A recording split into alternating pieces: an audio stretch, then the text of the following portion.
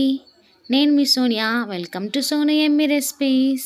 ఈరోజు నేను చూపించబోయే రెసిపీ ఉప్మా. అసలు ఇష్టం లేని పిల్లలు కూడా నేను చెప్పిన స్టైల్లో చేస్తే చాలా బాగా తినేస్తారని, మీ బాక్స్ ఎంటీగా రావడం మాత్రం ఖాయం. Let's get into the recipe. కడాయి పెట్టుకుందాం. ఈ కడాయిలో 1.5 టేబుల్ స్పూన్ ఆయిల్ యాడ్ చేస్తున్నాను. ఆయిల్ వేడయ్యాక 1/2 స్పూన్ జీలకర్ర ఆవాలు యాడ్ చేసుకుందాం. ఇలా వేగిపోయిన తర్వాత నేను 1 టేబుల్ స్పూన్ పల్లీలు యాడ్ చేస్తున్నానండి. అలాగే తర్వాత 1 టేబుల్ స్పూన్ కాజు యాడ్ చేసుకుందాం. ఇలా యాడ్ చేసుకున్నాక ఒకసారి కలుపుకుందామండి. ఇప్పుడు ఒక చిన్న సైజ్ ఆనియన్ తీసుకుని ఇలా కట్ చేసుకున్నాను. ఈ ఆనియన్స్ ఇక్కడ దీంట్లో యాడ్ చేసుకుందాం.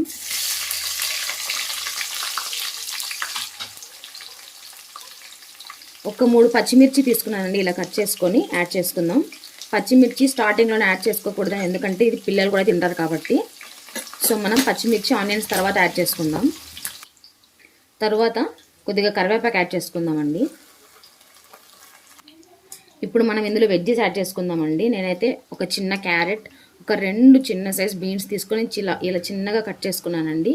ఇందులో యాడ్ చేసేసుకుందాం. మనం యాడ్ చేసుకున్న తర్వాత ఒకసారి కలుపుకుందాం. మనం ఇలా కలుపుకున్న తర్వాత సాల్ట్ యాడ్ చేసుకుందామండి. నేను 1 స్పూన్ మాత్రమే సాల్ట్ యాడ్ చేస్తున్నాను, ఎక్కువగా వేసుకోవద్దండి సాల్ట్. అలాగే ఒక చిన్న టమాటో తీసుకున్నానండి, ఇలా కట్ చేసుకుని యాడ్ చేసుకుందాం.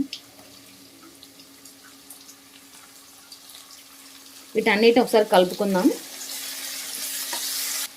కలుపుకున్న తర్వాత మూత పెట్టేసి ఫ్లేమ్ లోకి అడ్జస్ట్ చేసుకుని ఒక 1 మినిట్ ఉడికించుకుందామండి. క్యారెట్ బీన్స్ అంతా ఆయిల్లోనే మగ్గిపోవాలి. సో దానికోసం మనం లో ఫ్లేమ్లో పెట్టుకుని అడ్జస్ట్ చేసుకొని ఉడికించుకుందాం. మూత ఓపెన్ చేసి చూద్దామండి ఒకసారి ఎక్కడ దాకా వచ్చిందో. కలుపుకుందాం ఒకసారి. చూడండి, వెజ్జెస్ అయితే ఆల్మోస్ట్ కుక్ అయిపోయినాయండి. సో మనం ఈ స్టేజ్లో కొద్దిగా అల్లం యాడ్ చేసుకుందామండి. ఒక చిన్న ముక్క అల్లం ఇలా తరిగి తీసుకున్నాను, ఇందులో యాడ్ చేసేసుకుందాం. అల్లం వల్ల ఉప్మా టేస్ట్ అనేది ఇంకా ఇంక్రీజ్ అవుతుందండి. ఇప్పుడు మనం కలుపుకుందాం ఒకసారి. ఫ్లేమ్ మనం హైకి అడ్జస్ట్ చేసుకుందాం. హైలో పెట్టేసుకొని ఒకసారి కలుపుకొని వాటర్ యాడ్ చేసుకుందామండి. నేను 1 గ్లాస్ గోధుమ రవ్వ తీసుకున్నానండి. ఈ 1 గ్లాస్ గోధుమ రవ్వకి నేను 2.5 గ్లాసెస్ ఆఫ్ వాటర్ యాడ్ చేసుకుంటున్నాను.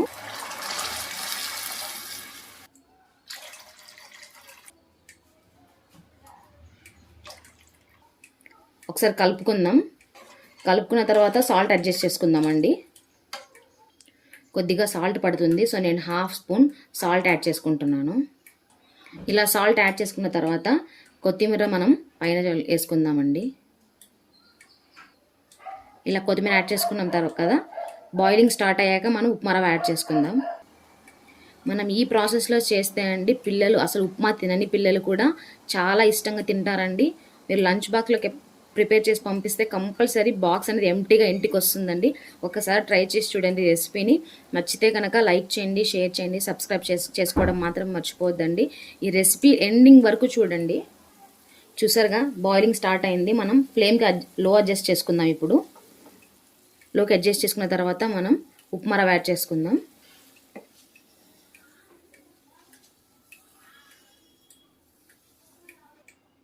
ఇలా యాడ్ చేసుకున్న తర్వాత ఒకసారి కలుపుకుందాం. మనం ఇలా కలుపుకున్న తర్వాత మూత పెట్టేసుకుందాం. మూత పెట్టేసి ఫ్లేమ్ లోలోనే పెట్టుకోండి. ఒక 2 మినిట్స్ లోలో ఉడికించుకుందాం. మనం ఒకసారి మూత తీసి చూసుకుందాం, కలుపుకుందాం ఒకసారి. ఇలా మధ్య మధ్యలో కలుపుకుంటూ ఉండండి, లేదంటే కింద మాడిపోతుంది. ఉప్మా అయితే ఆల్మోస్ట్ ఎండింగ్కి వచ్చిందండి. ఈ స్టేజ్లో ఉండాలి. చూసారుగా ఎంత చక్కగా వచ్చిందో. ఇప్పుడు మనం ఈ స్టేజ్కి ఆల్మోస్ట్ ఎండింగ్కి వచ్చేసింది కదా. ఇప్పుడు మనం మూత పెట్టేసుకొని ఫ్లేమ్ ఆఫ్ చేసుకుందామండి. ఆఫ్ చేసుకున్న తర్వాత ఒక 1 మినిట్ తర్వాత మనం సర్వ్ చేసుకుందాం. సో ఎందుకంటే అది ఇప్పుడు కొంచెం స్టీమ్ మీద కొంచెం ఇంకా బాగా ఉడికిపోతుందండి. ఫ్లేవర్ చాలా బాగుంటుంది. దాని తర్వాత మనం సర్వ్ చేసేసుకోవడం. ఫైనల్గా ఒకసారి మూత ఓపెన్ చేసి చూద్దాం ఎలా వచ్చిందో. సూపర్గా వచ్చిందండి, చాలా అంటే చాలా బాగా వచ్చింది.